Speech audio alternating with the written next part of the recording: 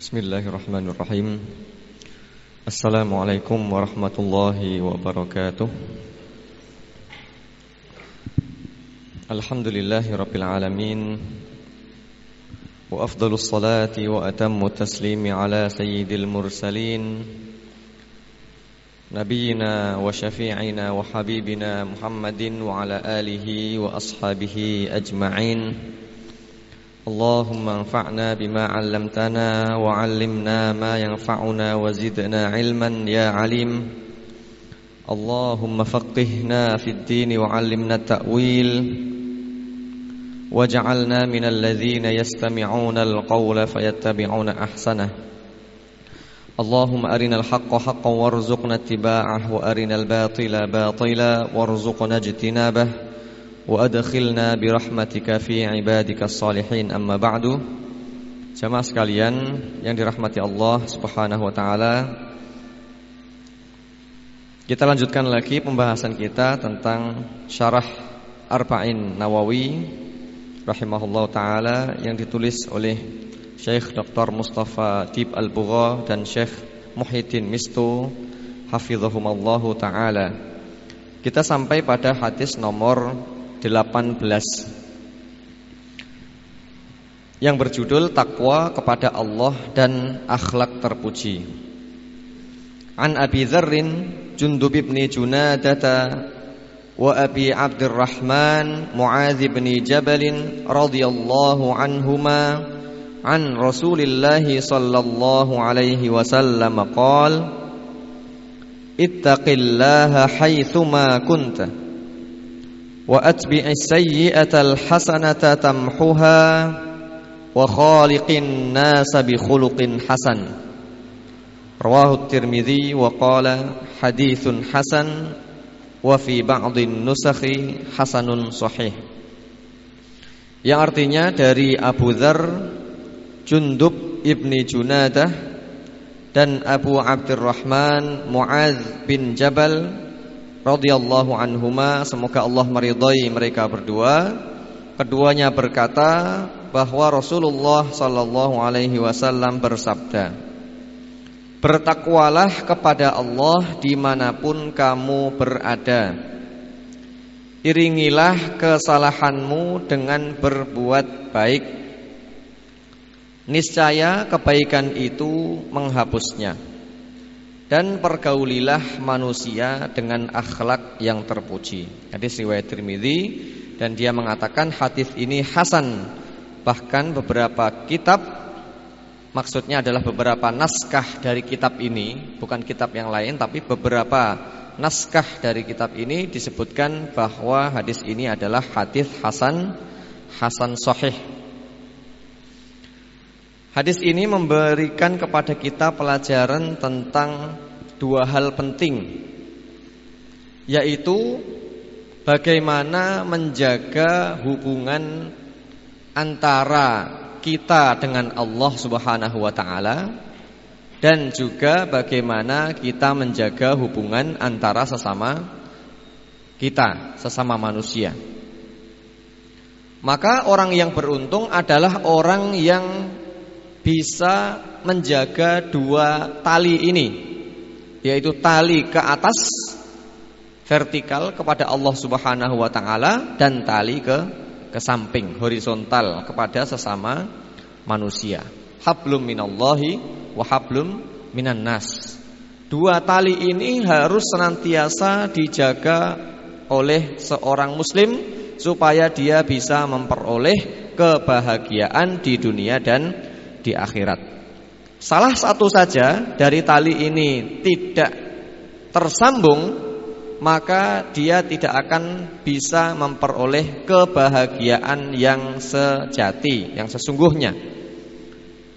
Yang pertama adalah tali kepada Allah Subhanahu wa taala. Inilah yang disampaikan dalam hadis ini dalam potongan yang pertama, yaitu ittaqillaha haitsuma kunta.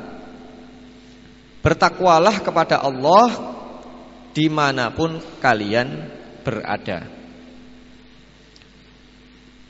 Sedangkan takwa itu sendiri apa? Kalau kita ditanya, apa makna takwa? Kita sering mendengar kata-kata takwa. Kalau kita lihat kata takwa dari segi bahasa, itu berasal dari kata waqa yaqi, yang artinya adalah menjaga atau melindungi. Kemudian diambil kata ittaqa, orang yang mengambil penjagaan atau orang yang mengambil perlindungan. Jadi orang yang bertakwa secara bahasa adalah setiap orang yang mengambil perlindungan atau mengambil benteng antara dirinya dengan sesuatu yang lain. Seperti orang yang berperang kemudian membawa tameng. Untuk apa tameng itu? Untuk melindungi dirinya dari serangan musuh. Itulah yang dinamakan dengan perlindungan. Nah, orang yang bertakwa adalah orang yang mengambil perlindungan untuk dirinya. Dari apa? Dari api neraka dan juga dari kemurkaan Allah Subhanahu wa ta'ala. Jadi ibarat orang membawa perlindungan supaya dia tidak terkena api yang sedang menyala. Itulah arti bahasa daripada orang yang bertakwa. Atau dia mengambil perlindungan dari segala macam mara bahaya. Misalnya di depannya ada duri, ada pecahan beling, ada besi, ada hal-hal yang bisa menyakiti kakinya, maka dia berjalan dengan hati-hati mengambil perlindungan supaya kakinya tidak terkena benda-benda yang menyakitkan tersebut. Ini arti takwa secara bahasa. Adapun secara syariat, takwa adalah menjalankan semua perintah Allah Subhanahu wa ta'ala dan meninggalkan semua larangan Allah Subhanahu wa ta'ala. Karena dengan itulah dia akan mendapatkan perlindungan dan penjagaan dari api neraka. Maka ittaqillah berarti adalah takwalah kepada Allah.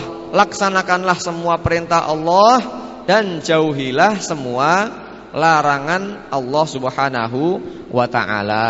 Kapan itu? Haitsuma kunta, dimanapun kalian berada, baik itu di dalam masjid atau di luar masjid, di tempat kerja, di sawah, di pasar, di mana-mana. Takwa harus senantiasa ada di dalam diri kita. Karena Allah Subhanahu wa ta'ala selalu melihat kita dimanapun kita berada. Maka kita pun semestinya juga merasa diawasi oleh Allah Subhanahu wa ta'ala. Sadar bahwa Allah itu melihat kita dan mencatat amalan-amalan kita dimanapun kita berada. Baik dalam kondisi ramai, banyak orang, ataupun dalam kondisi sepi. Kita harus sama, karena Allah melihat kita juga sama. Apakah kita di tempat yang ramai ataupun sepi, Allah selalu memperhatikan kita. Maka ittaqillaha haitsuma kunta, bertakwalah kepada Allah dimanapun kalian berada. Wa atbi'is sayyi'atal hasanata tamhuha.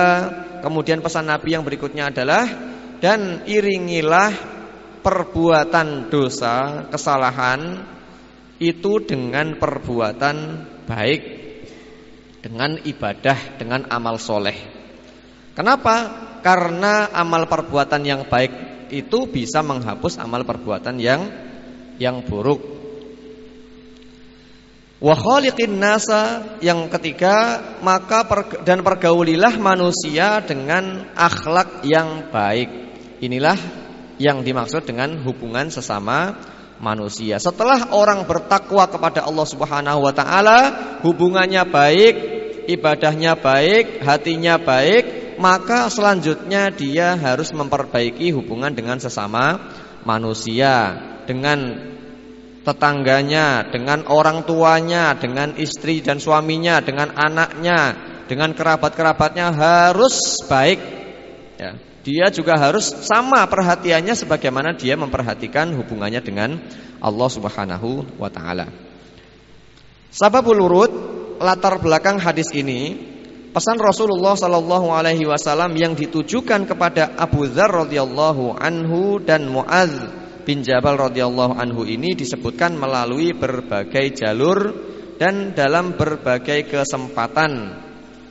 Apa maksud berbagai jalur di sini? Berbagai sanad atau berbagai riwayat.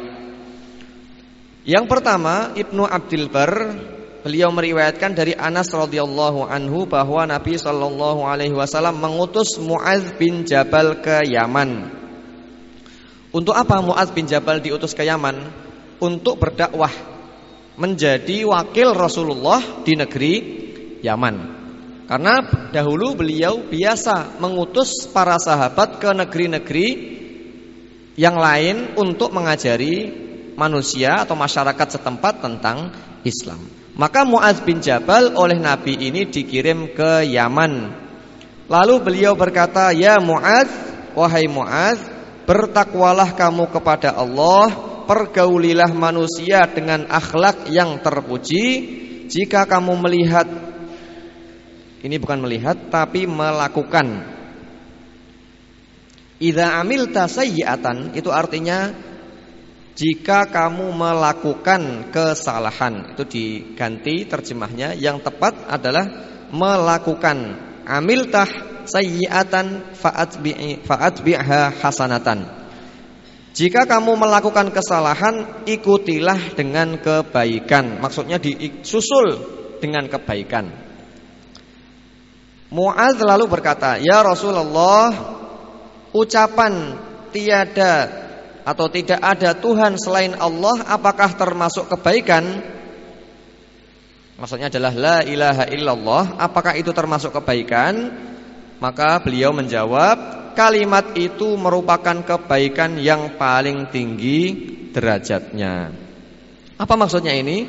Yaitu bahwa ketika orang mengucapkan la ilaha illallah, itu berarti dia telah melakukan satu kebaikan yang mana kebaikan itu paling tinggi nilainya. Karena la ilaha illallah adalah kalimatul tauhid, kalimatul ikhlas, yang mana kalau ditimbang di akhirat nanti timbangannya akan sangat berat. Maka seandainya seseorang melakukan perbuatan dosa, kemudian dia menyusulnya, ya, perbuatan dosa itu disusul, diganti dengan perbuatan baik, dan diantaranya adalah kalimat la ilaha illallah, maka dosa-dosa itu akan terkikis oleh pahala kebaikan yang dia lakukan. Semakin banyak amalan yang dia lakukan, amalan kebaikan, semakin banyak pula dosa-dosa dia yang akan dihapuskan.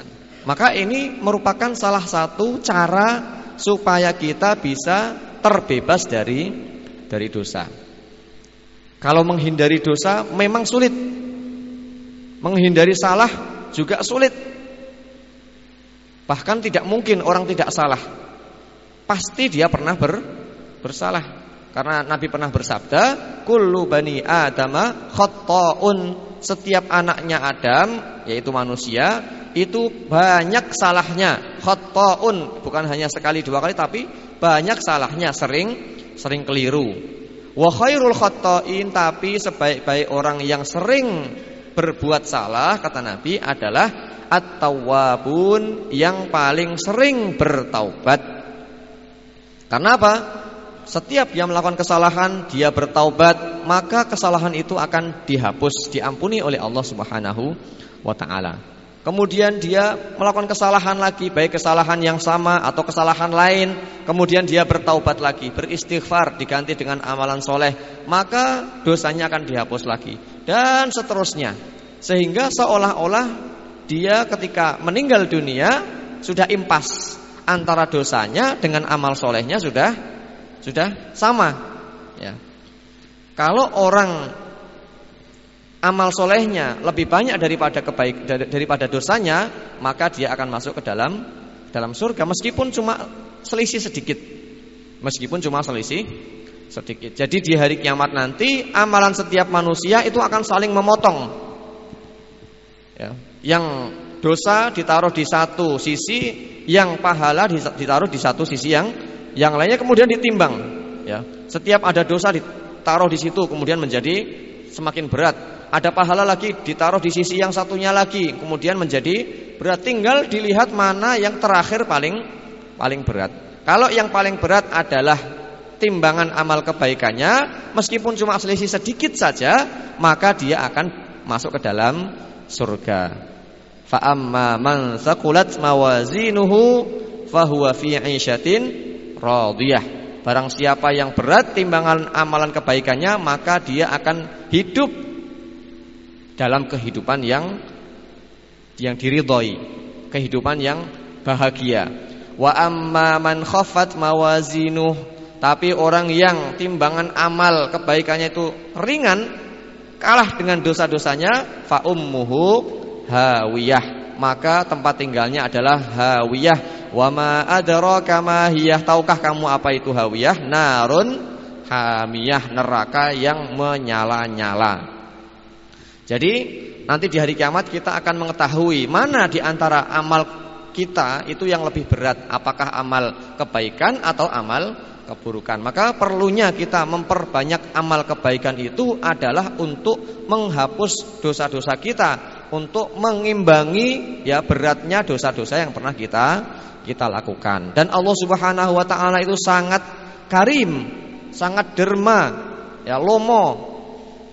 Dari mana taunya? Dari hadis Nabi, bahwa Nabi pernah menyampaikan seandainya seseorang melakukan satu perbuatan baik, maka Allah akan memberikan ganjaran kebaikan itu 10 sampai 700 kali lipat, bahkan lebih dari itu. Satu kebaikan. Tapi kalau seseorang berbuat dosa, maka satu dosa akan dicatat sebagai satu dosa saja. Tidak akan dilipat gandakan menjadi 10 ataupun lebih dari itu. Satu saja. Maka sebenarnya kalau seandainya ada orang melakukan satu dosa kemudian disusul dengan satu kebaikan, itu sebenarnya dosanya sudah tertutupi, bahkan dia masih lebih untung, kebaikannya masih tersisa. Maka orang yang di akhirat nanti masuk neraka berarti dia adalah orang yang sudah keterlaluan dosanya, sudah keterlaluan perbuatan-perbuatan maksiatnya.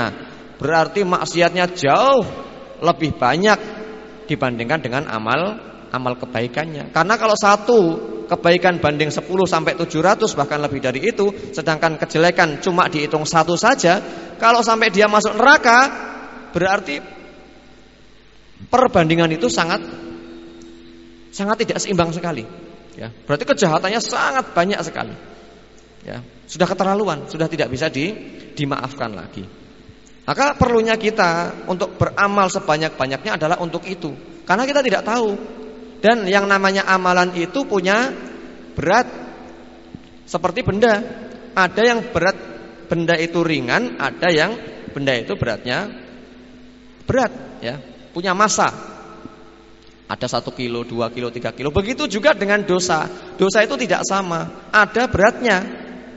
Ya, ada tingkatan-tingkatannya, ada yang paling rendah, paling ringan, ada juga yang paling berat. Apa yang paling berat? Yang paling berat Nabi pernah menyatakan adalah yang syirik. Yang pertama, seseorang menyekutukan Allah Subhanahu wa taala. Kalau orang mati membawa syirik, maka sudah putus harapan untuk masuk ke dalam surga. Selebihnya masih ada harapan meskipun sulit, ya, meskipun waktunya panjang untuk masuk ke dalam surga. Jadi yang pertama syirik. Kemudian yang kedua kata Nabi adalah seseorang membunuh anaknya gara-gara takut miskin. Kemudian yang ketiga kata Nabi adalah seseorang berzina dengan pasangan tetangganya. Ya, itu di dalam hadis yang disebutkan Nabi. Maka 3 dosa ini berarti paling berat. Ya, paling berat. Nanti setelahnya ada lagi, ada sihir, ada makan harta riba, ada lari dari perang, ada macam-macam, ya. Itu dosa-dosa berat. Para ulama sudah mengumpulkan dosa-dosa berat itu dalam sebuah kitab yang beliau namakan Al-Kabair, dosa-dosa besar yang harus kita hindari. Kita harus tahu apa dosa-dosa besar itu, karena orang yang tidak tahu dia akan cenderung untuk melakukannya karena dia menganggapnya sebagai dosa kecil.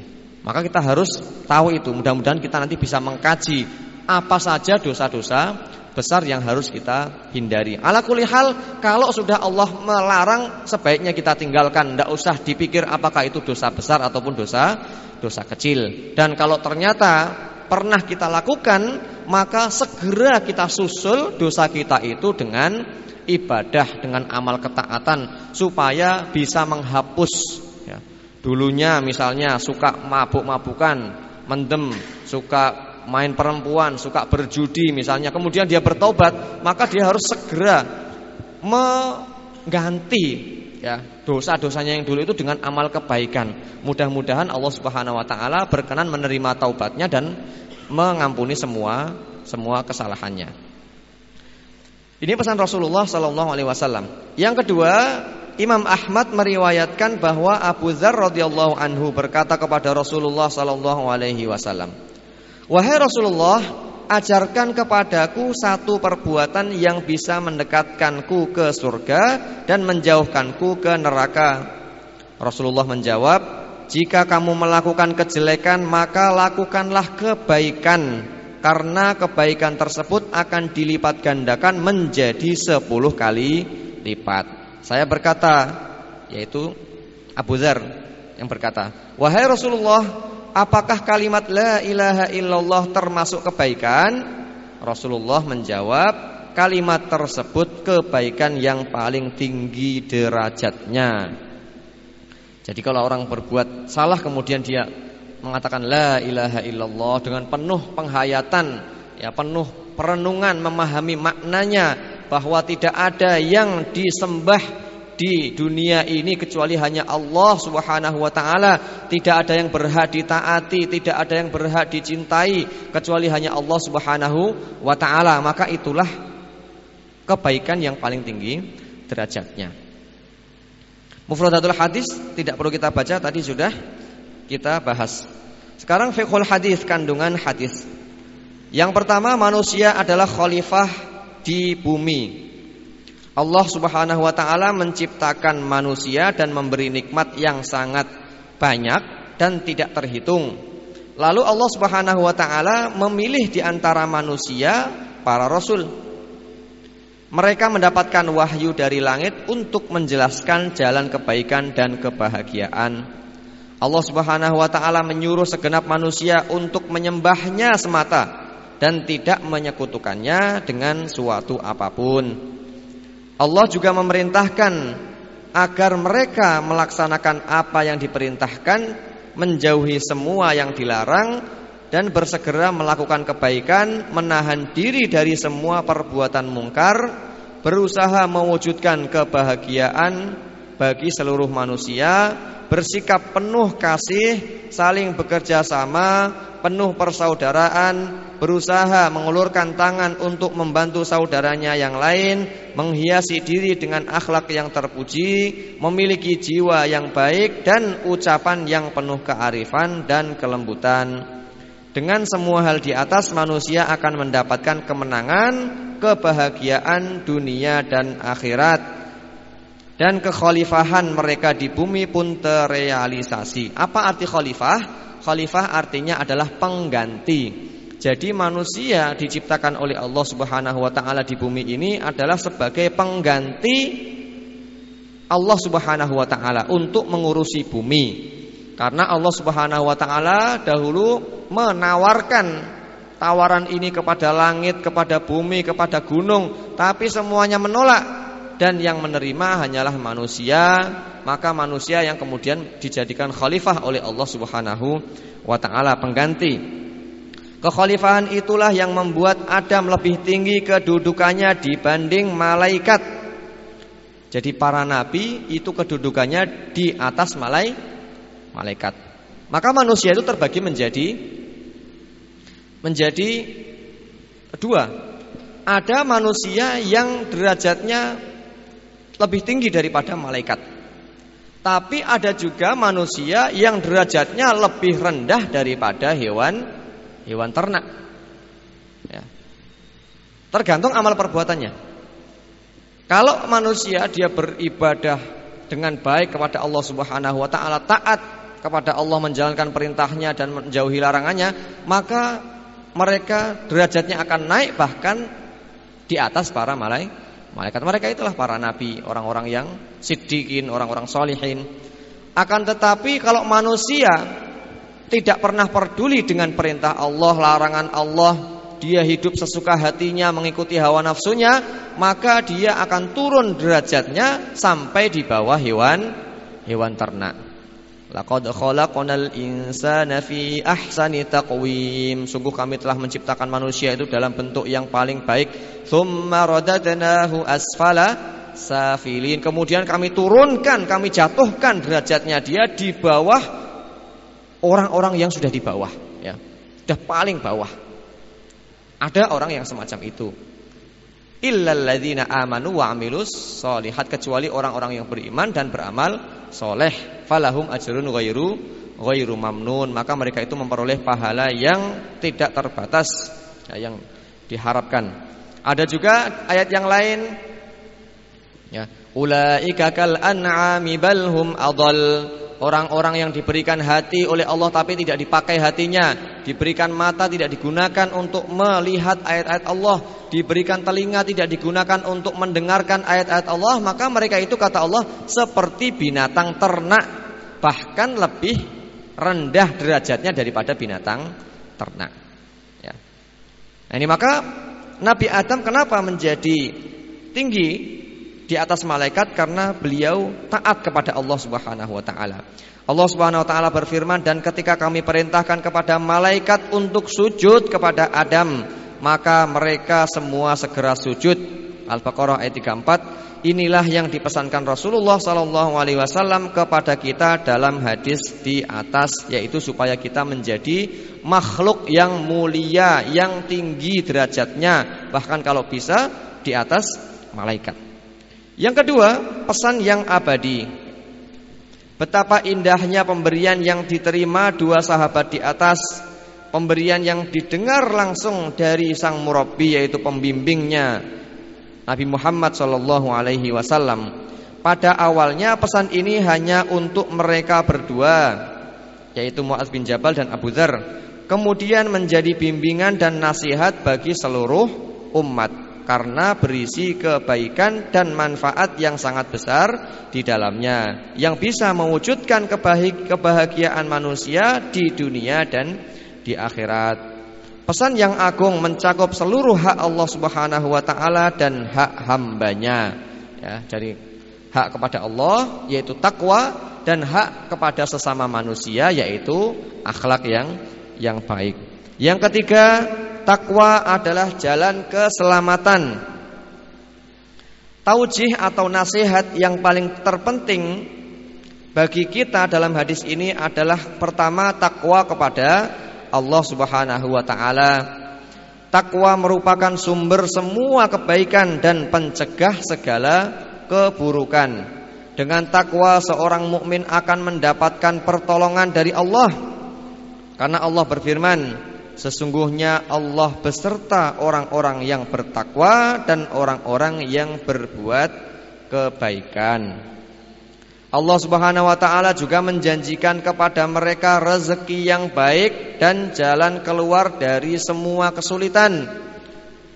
Dalilnya apa? Dalilnya firman Allah Subhanahu wa taala, "Wa may yattaqillaha yaj'al lahu makhraja." Siapa yang bertakwa kepada Allah, maka Allah akan menjadikan baginya jalan keluar. Jalan keluar dari apa? Dari semua masalah. Wa yarzuquhu min haitsu la yahtasib, dan memberikan rezeki kepadanya dari jalan yang tidak disangka-sangka, tidak diduga. Maka ini keuntungan orang yang bertakwa. Pertama, dia akan dibebaskan dari segala macam masalah. Dan yang kedua, dia akan diberikan rezeki oleh Allah Subhanahu wa taala dari jalan yang tidak disangka-sangka. Maka kalau kita punya masalah yang banyak, punya problem yang menghimpit kehidupan kita, maka kita harus kembali lagi mengoreksi takwa kita. Sudahkah takwa kita ini benar kepada Allah Subhanahu wa taala? Karena kalau takwa kita benar, pasti Allah akan memberikan kepada kita solusi, jalan keluar dari segala macam masalah yang sedang kita hadapi. Orang karena urusan pekerjaan, urusan bisnis stres, ya, mengurusi dunia stres. Tapi kalau orang bertakwa tidak akan pernah dibuat stres gara-gara masalah dunia, masalah bisnis, masalah perdagangan, masalah ekonomi, ya.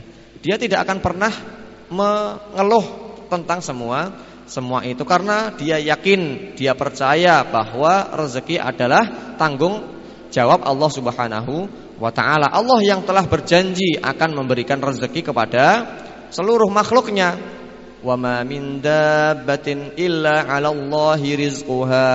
Tidak ada satu binatang melata pun, makhluk pun di dunia ini kecuali Allah Subhanahu wa taala yang menanggung rezekinya. Ini kata Allah sendiri di dalam Al-Qur'an.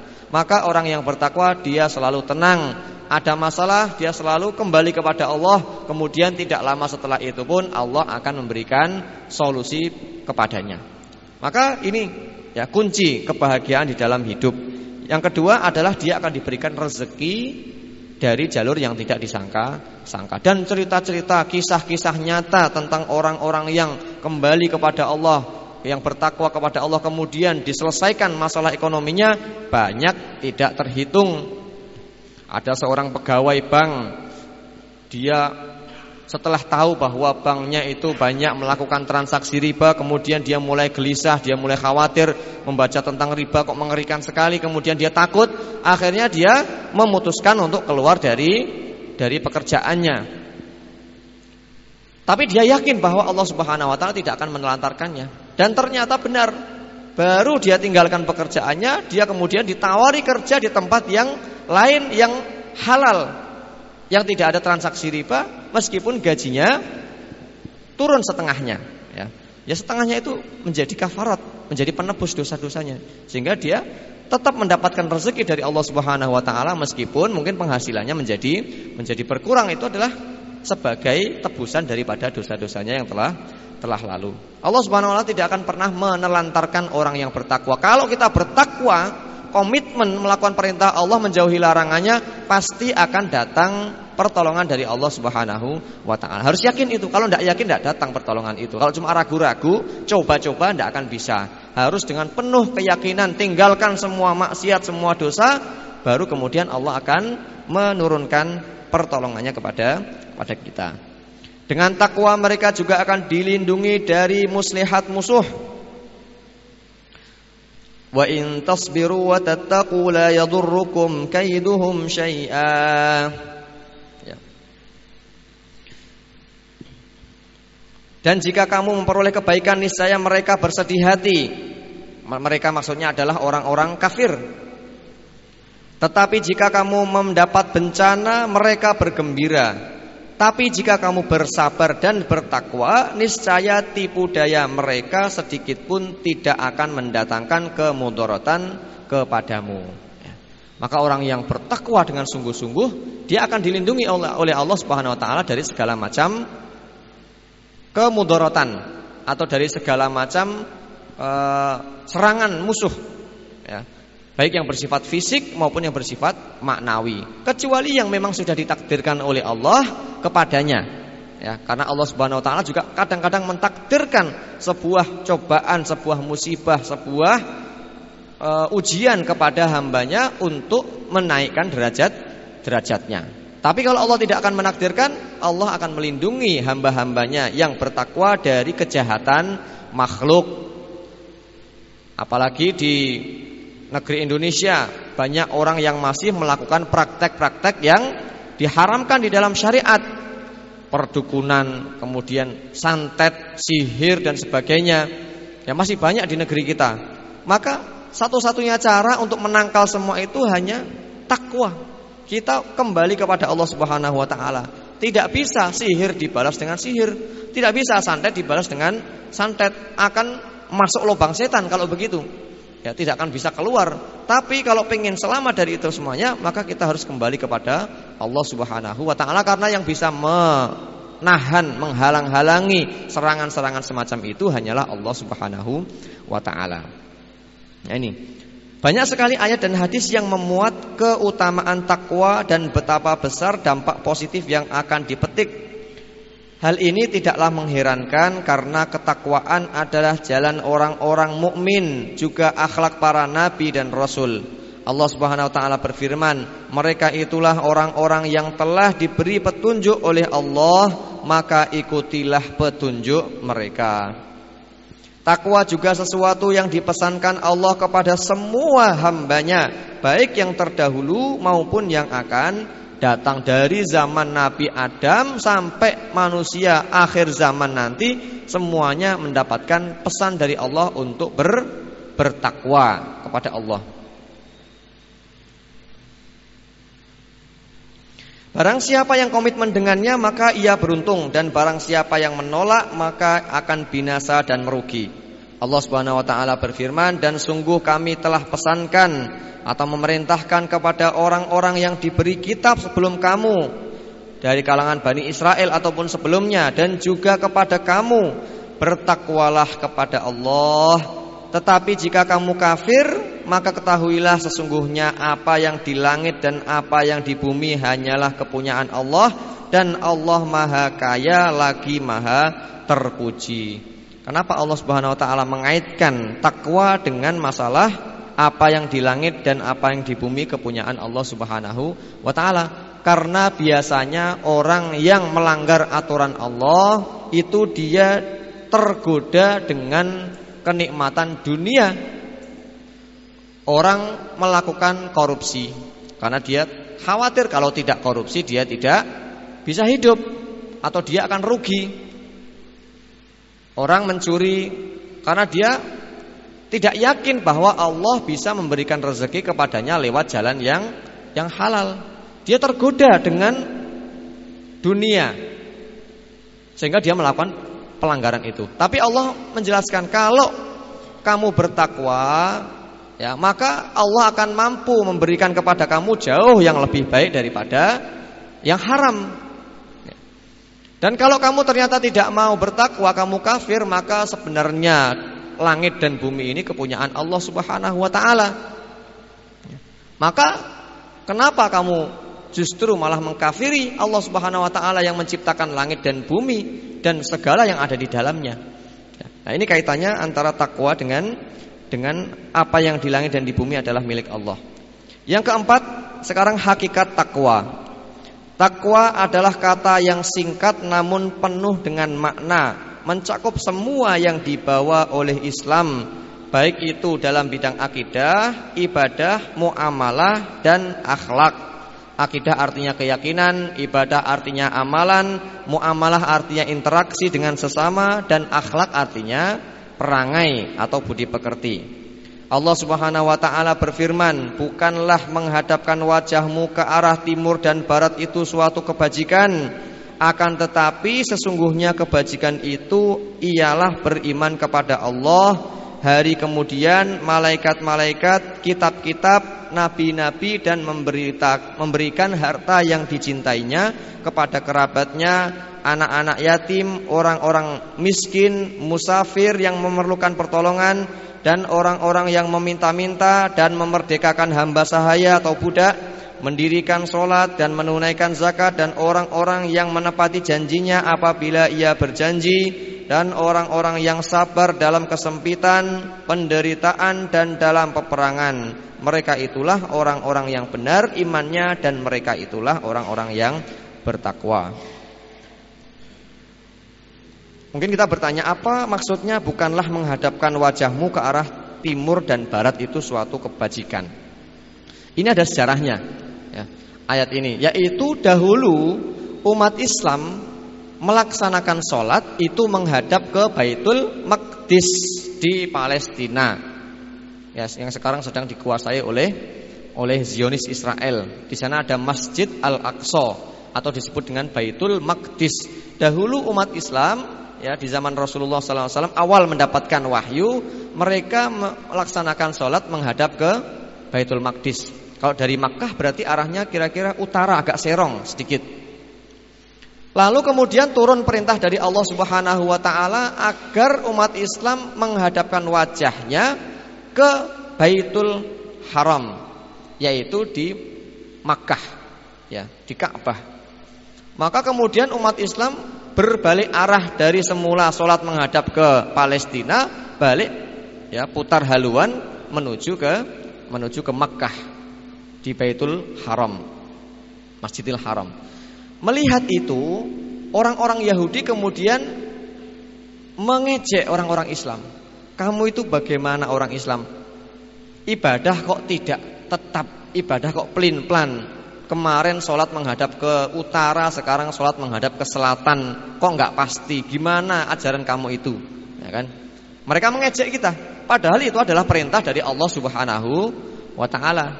Maka Allah menjawab, sebenarnya menghadap ke arah timur atau barat itu bukan kebajikan. Itu hanyalah masalah teknis saja, sesuai dengan arahan dan perintah dari Allah. Jadi Allah mau menyuruh kita menghadap kemana saja, itu tidak masalah.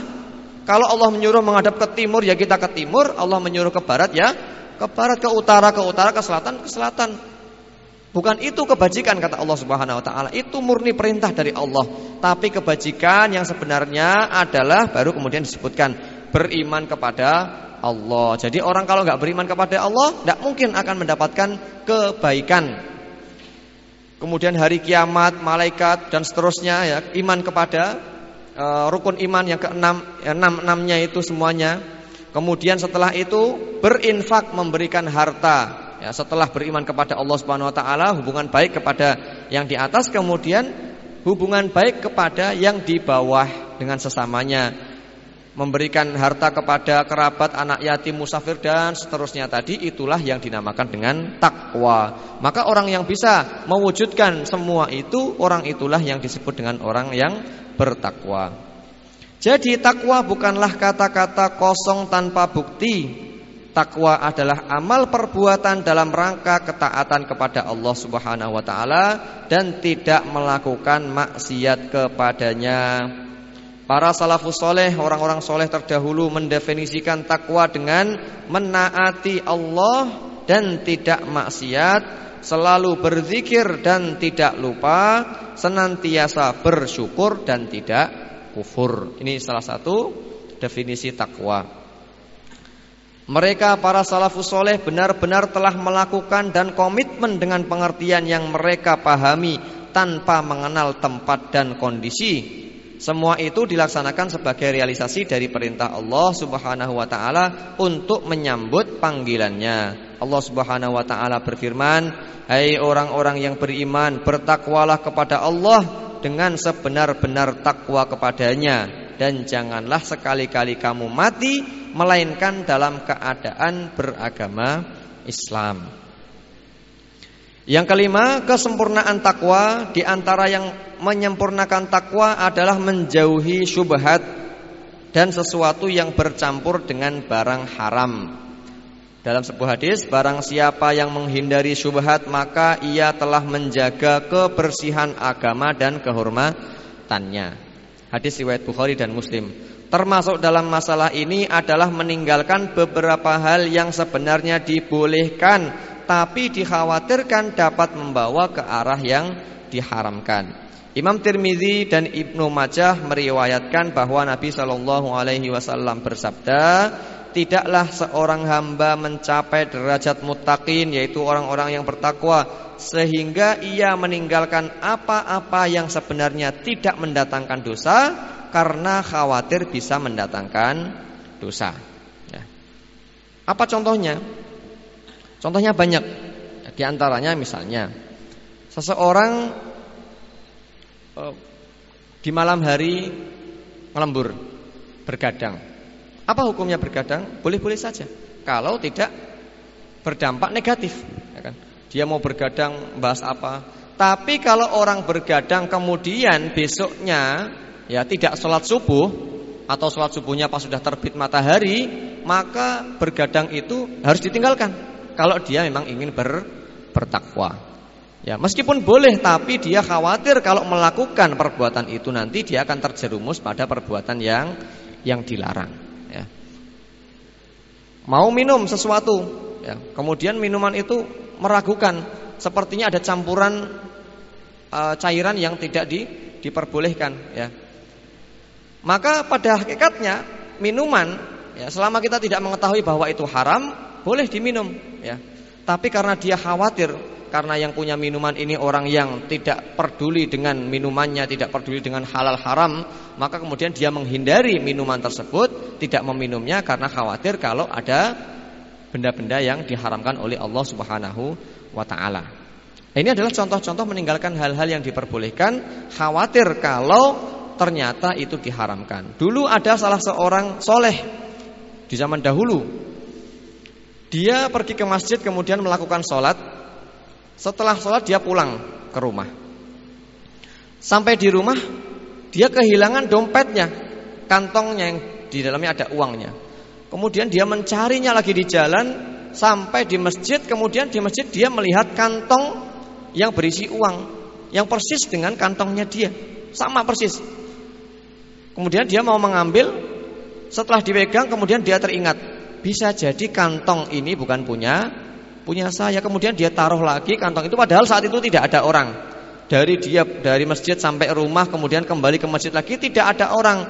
Tapi karena dia khawatir bisa jadi kantong ini bukan punya saya, maka kemudian dia taruh lagi kantong itu beserta dengan isinya di dalam masjid, ya.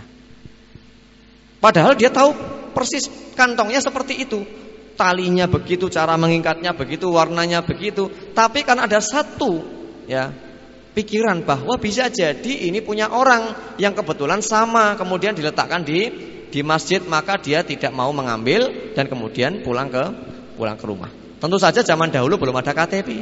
Kalau zaman sekarang ada KTP, ya, kantong dompetnya, sehingga kita buka KTP-nya punya kita, sudah pasti punya kita. Zaman dahulu tidak ada KTP, sehingga kantong ya kantong, isinya uang, tidak ada tanda pengenal apapun, ya, sehingga dia ketika mau mengambil itu tidak mau, ragu-ragu jangan-jangan ini punya orang lain. Padahal kalau kita mungkin mengatakan 99,99% itu adalah punya kita, karena sudah tidak ada bedanya sama sekali. Tapi itulah, ya, orang kalau sudah bertakwa, dia meninggalkan yang sebenarnya boleh, secara zahir itu boleh, tapi khawatir kalau terjerumus dalam yang haram. Karena dia kalau sudah makan yang haram, sudah tidak bisa dikeluarkan lagi. Kita lanjutkan.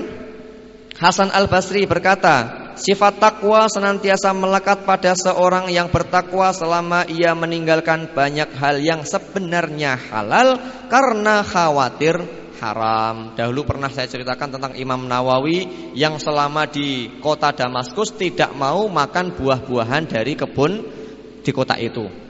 Alasannya hanya satu, karena di kota Damaskus dulu ada tanah-tanah wakaf yang kemudian statusnya menjadi tidak jelas, menjadi milik pribadi-pribadi. Maka Imam Nawawi khawatir kalau di antara buah-buahan yang ada di pasar kota Damaskus ini diambil dari kebun-kebun yang dulunya adalah tanah wakaf. Karena tanah wakaf tidak boleh dimiliki oleh perorangan, tidak boleh diberikan, tidak boleh dijual, ya. Harus dimanfaatkan untuk kepentingan kaum muslimin sesuai dengan pesan orang yang mewakafkannya. Maka Imam Nawawi tidak mau makan buah-buahan selama beliau belajar di kota Damaskus sampai beliau wafat. Beliau tidak mau makan buah-buahannya. Nah, ini adalah salah satu bentuk ketakwaan, dan ternyata dengan takwanya beliau itu ilmu beliau berkah sampai sekarang, dijaga oleh Allah, dan beliau akan insyaallah mendapatkan kiriman-kiriman pahala dari amal-amal soleh yang telah beliau lakukan. Yang keenam, syarat terrealisasinya ketakwaan. Nilai-nilai ketakwaan tidak akan terrealisasi dan juga tidak akan membuahkan hasil kecuali jika seorang muslim memahami ajaran agama Allah Subhanahu wa taala agar ia tahu bagaimana bertakwa kepada Allah Subhanahu wa taala. Allah Subhanahu wa taala berfirman, sesungguhnya yang takut kepada Allah di antara hamba-hambanya hanyalah ulama, yaitu orang-orang yang memahami agamanya. Sesungguhnya Allah Maha Perkasa lagi Maha Pengampun. Kenapa dikatakan orang yang berilmu, yang memahami, yang bertakwa itu? Karena merekalah yang tahu caranya bertakwa. Kalau orang tidak tahu ilmunya, maka dia tidak akan pernah bisa melakukannya. Contoh, orang sholat, dia tidak pernah belajar tentang fikih sholat, tentang ilmu sholat. Kemudian dia khusyuk menghadap kepada Allah dengan sepenuh hatinya, dia ikhlaskan niatnya, tapi ternyata dia tidak sadar bahwa wudunya tidak sah, kemudian di pakaiannya ada najis, dia tidak tahu kalau itu dia tidak sah. Kemudian bahkan mungkin dia tidak bersuci terlebih dahulu, maka dia tidak akan mungkin bisa mencapai derajat takwa karena dia tidak tahu ilmunya. Meskipun niatnya ikhlas, tapi kan belum cukup. Ibadah itu kan diterima oleh Allah kalau syaratnya dipenuhi, yaitu dua. Yang pertama ikhlas, yang kedua benar sesuai dengan petunjuk Nabi. Maka orang yang bisa mewujudkan ketakwaan adalah orang yang belajar, yang mengetahui. Maka di sini kita belajar sama-sama supaya kita tahu apa kewajiban kita kepada Allah Subhanahu wa taala. Ya, sehingga orang yang takut kata Allah adalah para ulama.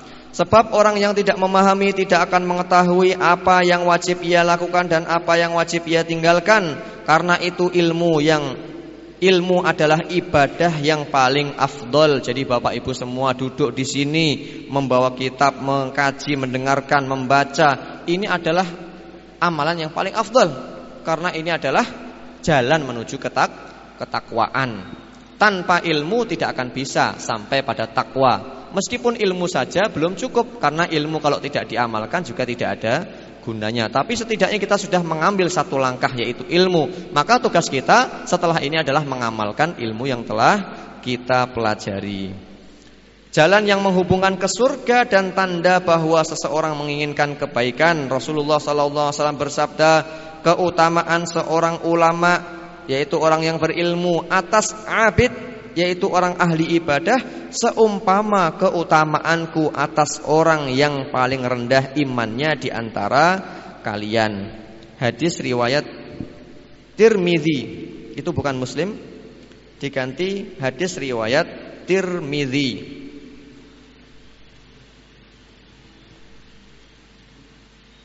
Ya.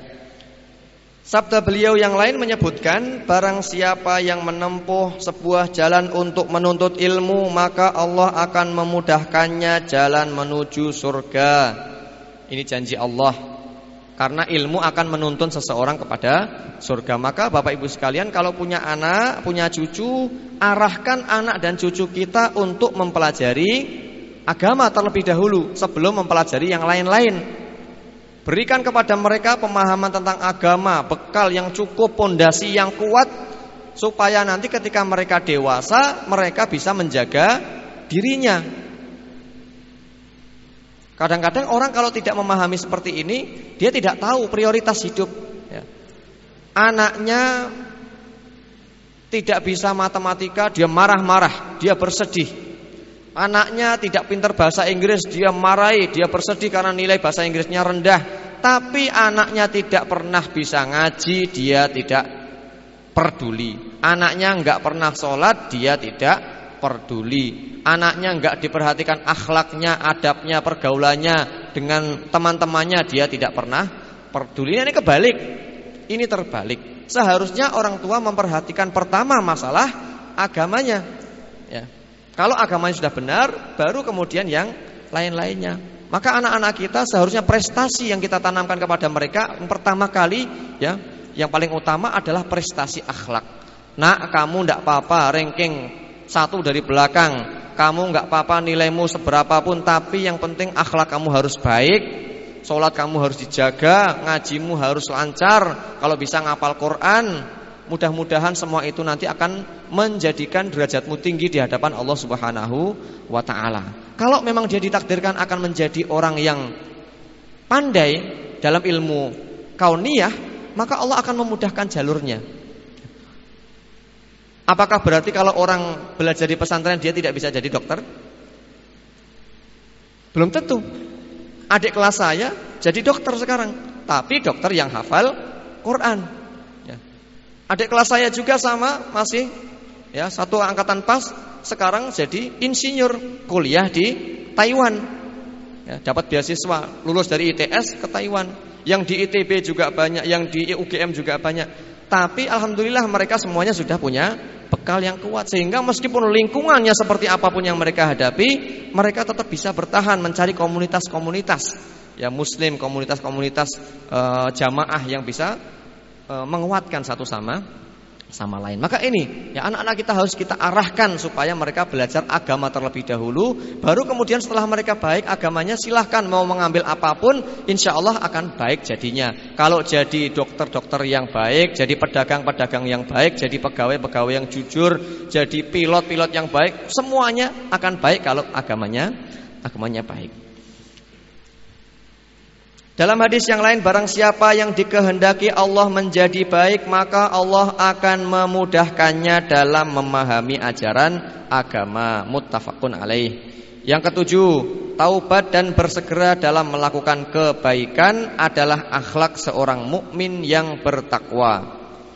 Terkadang seorang mukmin mengalami kealpaan atau kelalaian, dan terkadang ia terbuai hawa nafsu atau bisikan-bisikan setan, sehingga ia terperosok ke dalam kemaksiatan dan perbuatan dosa. Karenanya termasuk bagian dari ketakwaan hendaknya ia bersegera untuk bertaubat dan beristighfar kepada Allah Subhanahu wa taala saat ia sadar bahwa ia telah melakukan perbuatan dosa. Jadi Bapak Ibu sekalian, orang yang bertakwa itu bukan orang yang suci, yang gak pernah melakukan dosa. Bukan, karena tidak ada orang yang suci, yang maksum kecuali hanya para nabi. Tapi orang yang bertakwa adalah mereka yang segera setelah melakukan kesalahan itu menyusulnya dengan taubat, dengan istighfar, dengan amal kebaikan, amal soleh, dengan harapan dosa-dosa mereka dihapus. Jangan dikira mereka para sahabat yang hidup di zaman Nabi itu tidak ada yang berzina, tidak ada yang mencuri. Ada semuanya. Yang mencuri ada, yang berzina juga ada, manusiawi. Akan tetapi kenapa mereka menjadi istimewa, menjadi generasi yang diunggulkan oleh Allah Subhanahu wa taala? Karena ini mereka bersegera bertaubat ya. Bahkan yang saat itu berzina dan kemudian mengaku di hadapan Nabi, ini hebatnya. Dia berzina kemudian mengaku di hadapan Nabi SAW. Kemudian Nabi pun menjatuhkan hukuman kepadanya, karena memang tugas Nabi adalah menjalankan aturan Allah. Kemudian dia dirajam sampai mati ya. Kemudian oleh Allah Subhanahu wa taala diampuni dosanya ya. Nabi pun memuji, seandainya tobatnya seorang yang dirajam ini dibagikan kepada penduduk Madinah ini, maka insya Allah mereka akan diampuni. Saking besarnya taubatnya dia, sungguh-sungguh taubatnya dia. Itulah orang-orang yang bertakwa. Jadi bukan berarti mereka yang tidak pernah melakukan kesalahan sedikit pun ya. Akan tetapi ketika kesalahan dilakukan, mereka segera memperbaikinya, kembali kepada Allah Subhanahu wa taala, meskipun harus menerima resikonya. Karena yang namanya dosa ada resikonya. Ada yang namanya kafarat, yaitu hukuman untuk menghapus dosa. Maka bisa jadi ketika kita sakit, itu adalah untuk menghapus dosa-dosa kita di masa yang lalu. Ada kalanya seseorang mengalami kecelakaan, itu adalah untuk menghapus dosa-dosanya yang di masa lalu. Mendapatkan musibah, bencana, ternaknya mati, taninya nggak panen dan seterusnya. Itu semuanya adalah bisa jadi kafarat dari Allah Subhanahu wa taala untuk menghapus dosa-dosa kita, supaya kita oleh Allah dijadikan sebagai hamba yang bertakwa. Maka sebaiknya hindari dosa, karena dosa selalu mendatangkan masalah. Tapi kalau sudah terlanjur ya melakukan dosa, baik karena sengaja ataupun tidak sengaja, ataupun tergoda hawa nafsu, maka segera susul dosa itu dengan amal perbuatan, dengan sholat, dengan istighfar, dengan zikir, baca Quran, sedekah sebanyak-banyaknya, perbaiki hubungan dengan sesama manusia dan kepada Allah, dengan harapan mudah-mudahan Allah segera menghapus dosa kita. Mudah-mudahan Allah Subhanahu wa taala membimbing kita agar senantiasa mengikuti petunjuknya dan menjauhkan kita dari segala macam larangan-larangannya. Amin ya rabbal alamin. Kita cukupkan sampai sekian. InsyaAllah kita lanjutkan pada pertemuan yang akan datang. Wassallallahu ala sayyidina Muhammadin wa ala alihi wa sahbihi wasallam. Walhamdulillahi rabbil alamin. Wassalamualaikum warahmatullahi wabarakatuh.